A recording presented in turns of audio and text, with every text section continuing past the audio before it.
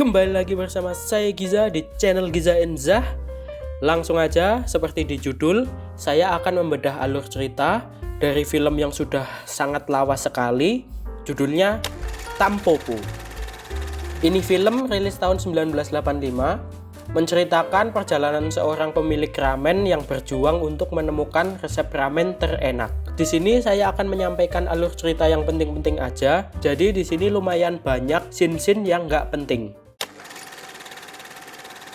Awal cerita kita bakal diperlihatkan dua supir truk sedang mengendarai truk di tengah hujan badai. Lalu salah satu temannya membaca sebuah buku ramen. Akhirnya lapar dan menemukan warung ramen di pinggir jalan. Kedua supir truk ini pun berhenti dan menghampiri warung ramen ini.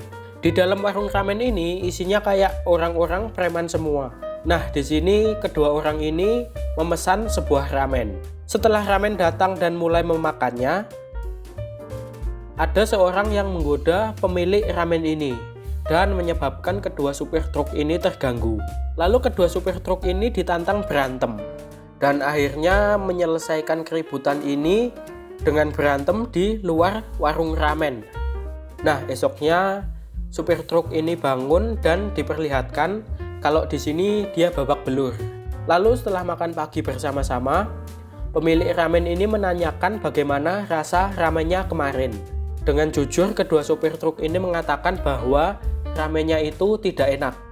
Dan nama kedua supir truk ini namanya Goro dan Gan. Nah, nama pemilik ramen ini namanya Tampopo. Jadi ketika kedua sopir ini mau pergi, di sini Tampopo mengejar sopir truk ini dan dia meminta untuk diajarkan bagaimana membuat ramen yang enak. Ini saya nggak tahu kenapa minta tolong ke supir truk ini. Apa mungkin ceritanya di sini sopir truk ini bisa menilai ramen yang enak? Saya nggak tahu, tapi inti ceritanya begitu ya.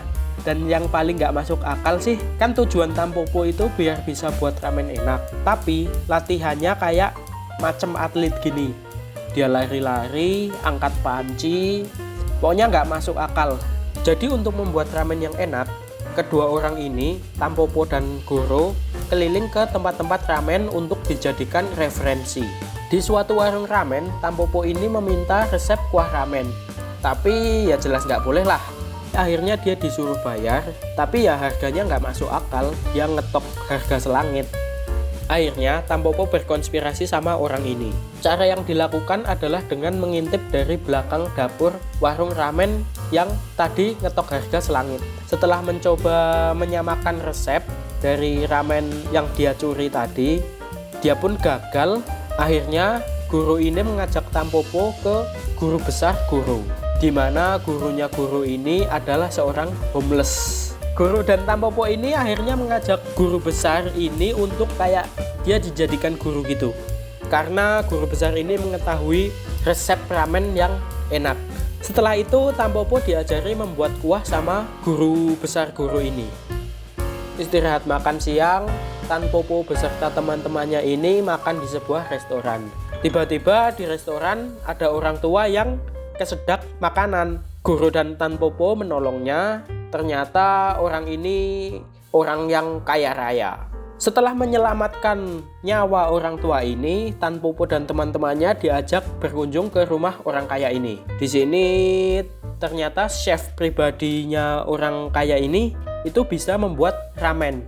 Akhirnya Tampopo meminta orang kaya ini untuk meminjamkan chef Shohei ini untuk membantu membuat resep ramen impian.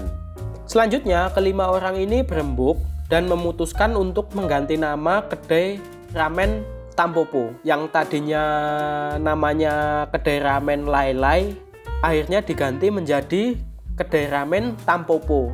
Ya, itu nama pemilik ramen itu sendiri, Tampopo Ramen. Pencarian resep ramen masih berlanjut. Di sini Tampopo dan Shohei keliling warung ramen untuk mencuri resep-resep ramen. Kayak di sini dia memungut mie yang ada di tempat sampah, ya tujuannya ini untuk mencari tekstur mie yang sempurna. Di sisi lain, guru dan orang yang ada di awal cerita itu berantem lagi. Tapi di sini malah guru dan orang ini namanya Pisuken ya, itu keduanya baikan. Dan ternyata Pisuken ini adalah teman kecilnya Tampopo yang bekerja sebagai desain interior. Lalu Pisuken ini masuk ke tim Tampopo untuk mendekorasi warung ramen agar lebih bagus. Singkat cerita, Tampopo akhirnya dites untuk membuat ramen. Di sini guru dan teman-temannya mencoba ramen baru Tampopo. Tapi semua orang ini bilang rasanya kurang hidup, kurang semangat, dan masih kurang bumbu. Tampopo pun sedih, dan di sini Pisuken menunjukkan resep rahasianya. Jadi resepnya itu dia memotong daun bawang kayak gini, terus mengiris daging dan mencampurkan daun bawang yang tadi dan daging tadi ya, terus ditaruh ke atas ramen dan ditambahkan minyak wijen. Selanjutnya semua orang mencoba ramen dari Pisuken ini dan ternyata enak. Akhirnya Tampopo menggunakan ramen inti untuk dijual di warung ramennya. Terus selanjutnya di sini dia terlihat mengembangkan resep ramennya ini. Akhirnya warungnya ini pun mulai ramai pembeli. Tiba saatnya tes terakhir dimulai. Kelima orang ini siap menilai ramen Tampopo. Ramen disajikan, semuanya menyantap ramen dengan lahap. Tampopo pun mulai cemas, apakah ramennya bakalan enak? Pada akhirnya semua menghabiskan ramen Tampopo dan melahapnya sampai habis gini. Dan kesimpulannya berarti ramen Tampopo ini sudah sempurna.